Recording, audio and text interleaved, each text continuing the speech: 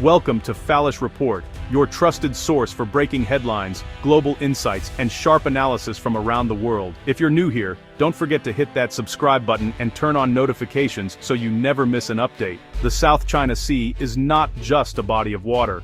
It is a lifeline for the global economy, a vast blue expanse that connects continents and cultures. Every day, thousands of cargo ships traverse these waters, carrying everything from electronics and automobiles to food and fuel. This maritime superhighway is responsible for transporting more than a third of the world's shipping traffic, making it one of the busiest and most important trade routes on the planet.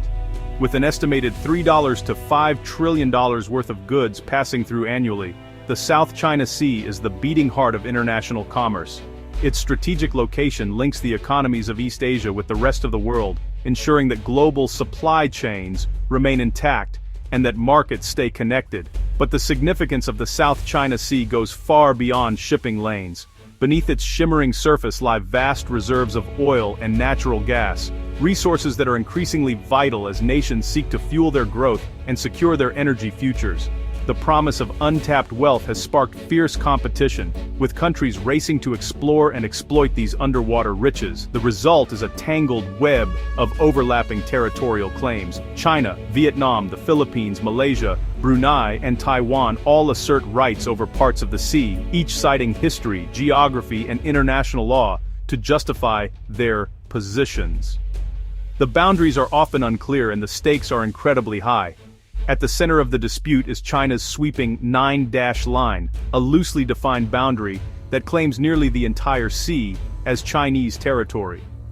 This assertion has transformed the South China Sea into a major geopolitical flashpoint, drawing in not only regional players but also global powers concerned about freedom of navigation and the rule of law.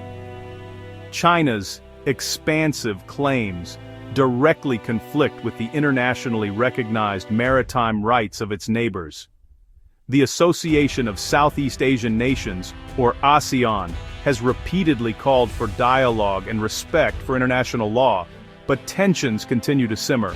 According to the United Nations Convention on the Law of the Sea, or UNCLOS, every coastal nation is entitled to an exclusive economic zone, or EEZ, that extends 200 nautical miles from its shoreline. Within this zone, a country has special rights to explore and use marine resources, both in the water and on the seabed.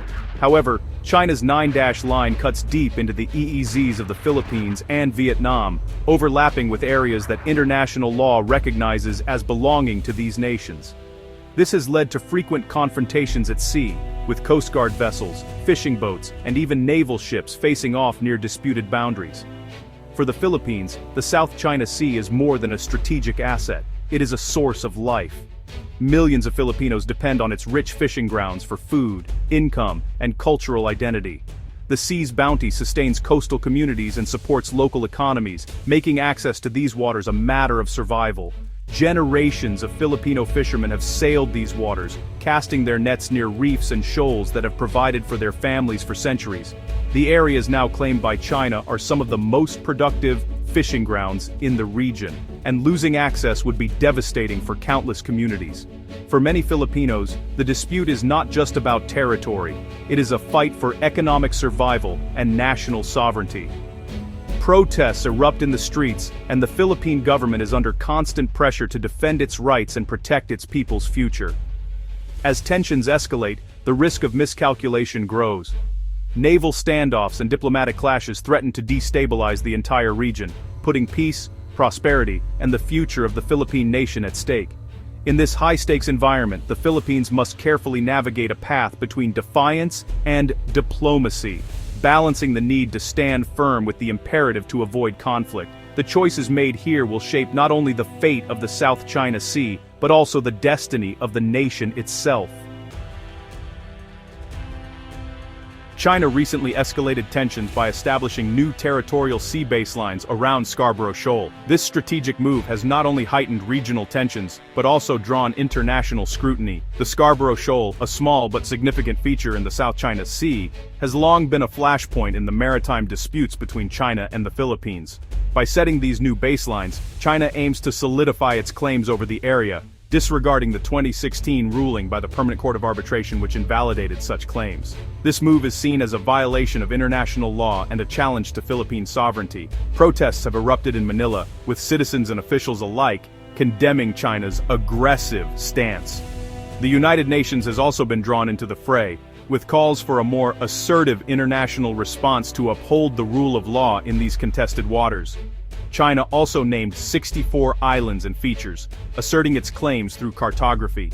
This act of naming is more than symbolic. It is a deliberate strategy to entrench its presence and influence in the South China Sea. By giving names to these islands and features, China is attempting to create a sense of historical and legal legitimacy over its expansive claims. Beijing's actions are a calculated effort to change the status quo, bypassing negotiation. The Chinese government has made it clear that it prefers to assert its dominance through unilateral actions, rather than through diplomatic channels. This approach has left neighboring countries and the international community grappling with how to respond effectively. The international community rejects China's justification, as many features are submerged at high tide. These submerged features cannot be claimed as territory under international law, yet China continues to assert its rights over them. This has led to a series of diplomatic confrontations and a growing consensus that China's actions are not only illegal, but also destabilizing for the region. China's power play forces its neighbors to choose between acceptance or confrontation. Southeast Asian nations, particularly those with competing claims in the South China Sea, are now faced with difficult decisions. They must either acquiesce to China's growing influence, or take a stand, potentially leading to increased military tensions and conflict. The region faces a new reality shaped by unilateral declarations backed by military might. The increased military presence and frequent naval exercises underscore the seriousness of the situation. As China continues to fortify its claims, the South China Sea remains a volatile and contested space, with the potential for conflict ever present. In a bold and unprecedented move, the Philippines has responded to China's increasingly assertive maneuvers in the South China Sea by publishing a new official map. This act is not just a routine update, but a deliberate and powerful gesture, one that signals the country's determination to stand its ground in the face of mounting pressure. The unveiling of this map in Manila was a highly publicized event, attended by top government officials and broadcast across the nation, underscoring its significance as a symbol of national unity and resolve. The new map is more than a collection of lines and borders. It is a political statement, a visual assertion of the Philippines' maritime zones as recognized under international law, particularly the United Nations Convention on the Law of the Sea. By highlighting its exclusive economic zone in vivid colors, the Philippines is making its claims unmistakably clear to both its citizens and the international community. In tandem with the map's release, Manila issued a formal diplomatic protest against China's unilateral declaration of baselines around Scarborough Shoal, a contested maritime feature that has become a flashpoint in the region. This protest is part of a broader campaign to challenge China's sweeping claims and to defend the Philippines' sovereign rights over its waters. The new map is also a tool for education and advocacy. It is being used in schools, seminars, and public forums to inform Filipinos about their maritime entitlements and the importance of defending them. By raising awareness, the government hopes to foster a sense of national pride and collective responsibility, reinforcing the country's resolve to protect its territory. When placed side by side with China's expansive and controversial map, the Philippines' version stands in stark contrast. It is grounded in international law and supported by the 2016 Arbitral Tribunal ruling, while China's claims remain largely unsubstantiated and widely disputed by the global community. This visual comparison highlights the fundamental differences in approach and legitimacy. Under the leadership of President Marcos Jr., the Philippines is taking a more proactive and assertive stance on maritime issues than ever before. The administration has made it clear that defending the nation's maritime rights is a top priority, and the new map is a central element of this strategy. The map has become a cornerstone of the Philippines' diplomatic and domestic efforts, serving as a rallying point for national identity and sovereignty. It is displayed in government buildings, embassies, and public spaces as a constant reminder of what is at stake. Beyond its borders, the Philippines is using the map to shape the regional narrative and build a coalition of support among ASEAN neighbors and international partners. By engaging in dialogue and cooperation, the country is working to defend its rights and promote a rules-based order in the South China Sea. Ultimately, the new map is more than a document. It is a bold declaration of the Philippines' status as a sovereign maritime nation, determined to protect its people, its resources, and its place in the world. A landmark 2016 ruling rejected China's 9-line claims. The tribunal declared Scarborough Shoal within the Philippines' EEZ. Despite the ruling, China rejected it and continued its activities in the South China Sea. This defiance challenges the value of international law. The 2016 ruling remains the foundation of the Philippines' diplomatic efforts. China's new baselines around Scarborough Shoal defy this ruling. The legacy of the tribunal is more relevant and contested than ever.